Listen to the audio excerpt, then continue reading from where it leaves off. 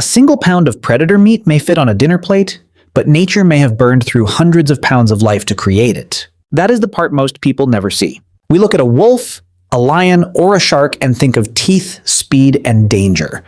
We imagine that humans avoided eating them because they were too difficult to kill. But I think the real barrier appeared long before fear entered the picture. The first barrier was arithmetic.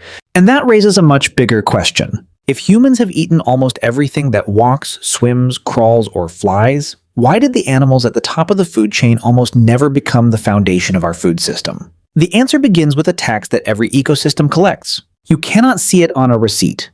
No government created it. No farmer can negotiate it away. It is paid every time energy moves from one living thing into another. In 1942, American ecologist Raymond Lindemann published a landmark paper describing how energy moves through an ecosystem. His work helped shape what later became known as the 10% rule. The idea is simple, though the real number varies between ecosystems. On average, only a fraction of the energy stored at one feeding level becomes new body mass at the next. The rest is not mysteriously lost, it is spent. An animal uses energy to breathe, move, stay warm, digest food, repair tissue, escape danger, and simply remain alive. By the time another animal eats it, most of the original energy has already been burned away. Picture a field turning sunlight into grass. A deer eats that grass, but only part of the plant energy becomes deer muscle. Then a wolf eats the deer, and only part of that energy becomes wolf muscle. So the wolf standing on the hill is not just one animal. It is the final visible piece of an invisible pyramid. Below it are the deer it consumed.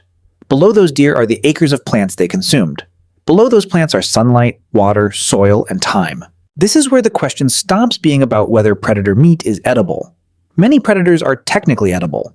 The more important question is whether producing that meat makes any sense. Contrary to what we might assume, humans did not build civilization by eating the most powerful animals. We built it by shortening the path between sunlight and the dinner table. A cow can turn grass, crop residue, and feed into body mass. A goat can survive on vegetation that humans cannot digest. Chickens can convert grain and insects into eggs and meat. These animals are not perfectly efficient, but they occupy a much shorter route through the food chain than a large carnivore does. Now, imagine trying to raise wolves for meat. First, you would need land and crops to feed livestock. Then you would need to raise that livestock long enough for it to become food. Then you would feed those animals to the wolves. The wolves would burn most of those calories running, breathing, maintaining body heat, and developing the very muscles you eventually planned to eat. You would be farming meat to manufacture a smaller amount of meat. And suddenly the predator no longer looks like a premium food. It looks like an energy leak with teeth. I find this revealing because humans often confuse rank with value. We assume that an animal at the top must be richer, stronger, or more desirable as food. But ecosystems do not reward status. They charge for it. Every step upward comes with a bill. That bill helps explain why early societies could sometimes hunt a bear, a big cat, or another carnivore, yet almost never organize their survival around raising those animals. A rare kill is one thing. Feeding an entire town is another.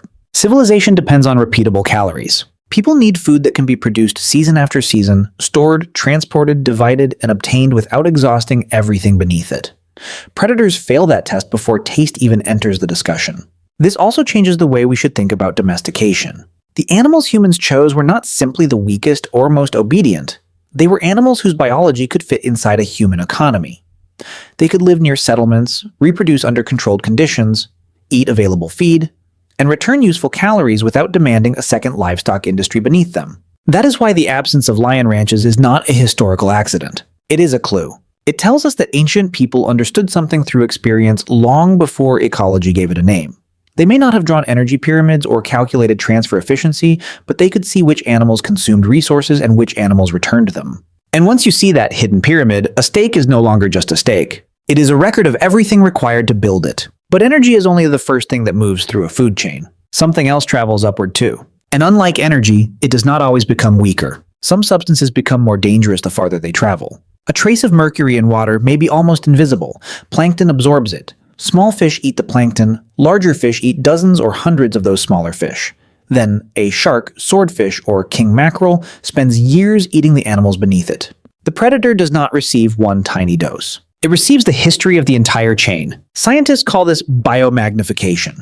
It is different from simple bioaccumulation, which happens when one animal slowly stores a substance faster than its body can remove it. Biomagnification describes what happens when the concentration increases from prey to predator as the substance moves through feeding levels. That distinction matters because the food chain is doing two opposite things at once. Useful energy becomes thinner as it rises. Certain contaminants can become more concentrated. I find that deeply unsettling. The animal at the top may look like the cleanest, strongest survivor in the ecosystem, while its tissues quietly preserve what happened everywhere below it. This is why modern health agencies pay close attention to large, long-lived predatory fish. The United States Food and Drug Administration places shark, swordfish, king mackerel, marlin, orange roughy, Gulf of Mexico tilefish, and big eye tuna among the choices to avoid for pregnant or breastfeeding people and young children because of their high mercury levels. Not every predatory fish is unsafe. Not every individual contains the same amount. Species, age, location, diet, and pollution all matter. But the pattern is difficult to ignore. The longer an animal lives, and the more contaminated prey it consumes, the more time its body has to become a storage vault. And mercury is only one example. During the 20th century, the pesticide DDT entered rivers, wetlands, and food webs across North America. Tiny organisms absorbed it. Fish consumed those organisms. Eagles and other birds of prey ate the fish. The birds did not need to fly through a cloud of pesticide to be harmed. Their dinner delivered it. A breakdown product called DDE interfered with eggshell formation. In heavily exposed bird populations, shells became so thin that eggs often broke during incubation. The adult eagle could survive, appear powerful, and still fail to produce the next generation. That is the strange cruelty of biomagnification. The damage may not appear where the chemical first enters the environment. It can surface years later, inside an animal that never went near the original source. To me, this changes the meaning of an apex predator. It is not only a hunter, it can also become a biological archive carrying a chemical record of the water, soil, prey, and human decisions beneath it. But contamination from outside the body is not the only danger. Sometimes the animal creates the risk through its own biology. Vitamin A is essential. Human vision, immunity, growth, and reproduction depend on it. Yet vitamin A is fat-soluble, which means the body can store it. At extreme doses, something necessary can become toxic. Polar bears and several other Arctic predators can accumulate extraordinary concentrations of vitamin A in their livers. Explorers learned this before medicine fully understood why. After eating polar bear liver, people reported severe headaches, vomiting, dizziness, and skin peeling. The food looked natural. The vitamin was essential. The concentration changed everything. This is where I think the word edible becomes dangerously vague. A substance can be swallowed without immediately killing you and still be a terrible food choice. A mussel may be safer than a liver. One species may be safer than another. A small portion may behave differently from repeated exposure. Nature does not label these distinctions for us. Experience, science, and sometimes tragedy have to do it. Then there are parasites. Trichinella worms can live as larvae inside muscle tissue. Humans can develop trichinellosis after eating infected meat raw or undercooked. Today, cases are often associated not with inspected commercial pork, but with wild game such as bear, wild boar, walrus, or other carnivorous and omnivorous animals. The unsettling part is that infected meat may look normal. It may smell normal. It may even be served beside food that becomes contaminated by the same knife, plate, or cooking surface. In a 2022 outbreak connected to undercooked bear meat, 6 people became ill. 2 had eaten only vegetables at the meal. Cross-contamination was enough. That detail changes the mood of the entire dinner table. The danger is no longer just the person choosing the unusual meat. It can spread through preparation itself. None of this means predators are made of poison. That would be an easy answer, and an inaccurate one. Many can be eaten when the species is known. The tissue is appropriate, and the meat is handled and cooked correctly. The deeper point is more important. An animal can be technically edible while remaining inefficient, unpredictable, and unsuitable as the foundation of a food system. But even that is not the end of the story, because humans did not only ask which animals could feed us. We also had to learn which animals were worth more alive. That final question changes everything. A predator may provide meat once, but while it is alive, it can shape an entire landscape. In 1995 and 1996, 31 gray wolves were reintroduced to Yellowstone National Park after being absent for roughly 70 years. The result was not a fairy tale. Ecosystems are more complicated than wolves returned and fixed nature. But researchers observed something important. Wolves changed where elk moved and which animals were easiest to catch.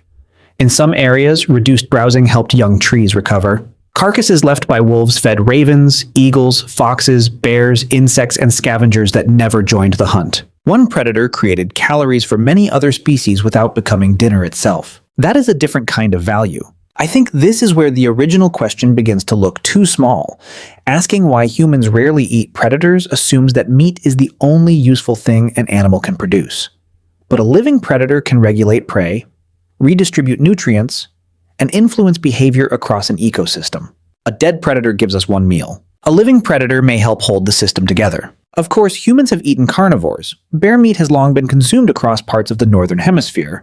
Large predatory fish appear in markets around the world. So the honest answer is not that predator meat is forbidden by nature. It is that predators rarely became dependable food animals. They grow slowly. They require costly feed. Many need large territories.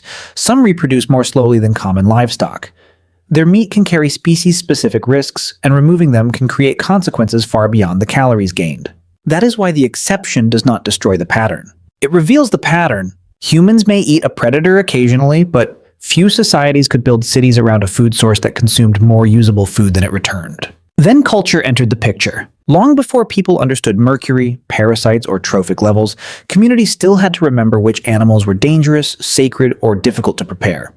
They stored those lessons in stories, taboos, and religious rules. The Hebrew Bible lists several birds of prey among animals not to be eaten. Islamic dietary traditions also generally prohibit land predators that hunt with fangs and birds that seize prey with talons. It is tempting to dismiss old food laws as superstition. I am not convinced that is always fair. A taboo can survive for centuries as a warning label.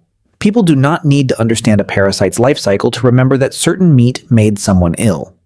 They do not need a laboratory to notice that some organs are dangerous. They do not need an energy diagram to see that feeding meat to an animal just to eat that animal is a losing bargain. Over generations, observation hardens into habit. Habit becomes tradition. And tradition may eventually sound like a command from the gods. Predators also occupied another place in the human imagination. We carved lions beside thrones. We placed eagles on military standards. We told stories about wolves, bears, and great cats as guardians, enemies, and kings. These animals were not merely food with sharp teeth. They represented forces humans feared and admired. Power, patience, violence, independence. Perhaps that symbolism mattered because humans recognized something uncomfortable. We were predators too. We hunted in groups, we competed for territory, we protected our young, we killed other animals to survive. The creatures at the top were not only threats, they were mirrors. That may be why eating them often felt different. But the deepest lesson here is not about what belongs on a menu. It is about efficiency, restraint, and intelligence. For most of history, humans succeeded by shortening food chains. We ate plants directly. We raised animals that could turn grass, scraps, or grain into food. We learned that survival depends not on consuming the most powerful creature, but on choosing the system that returns the most value for the least waste. That principle matters even more today. Every meal carries hidden costs: land, water, fuel, labor, pollution, and lost habitat. The more complicated the chain becomes, the easier it is to ignore what was spent before the food reached us. So maybe the mark of an intelligent species is not that it can eat almost anything. Maybe it is the ability to recognize that some things are too costly, too risky, or too valuable to reduce to a meal. A predator at the top of the food chain is not simply meat we chose to avoid. It is proof that nature gives power a price. Now I want to hear your answer. If predator meat could be made completely safe and affordable, would you eat it? Or would something still feel wrong? Tell me which animal you would refuse to see on a dinner plate and why. If you enjoy stories that uncover the hidden rules behind ordinary life, subscribe to the channel. More mysteries are hiding in your kitchen, your body, and the natural world than most of us notice. Sometimes the most important lesson is not learning what we can consume. It is learning what should remain alive.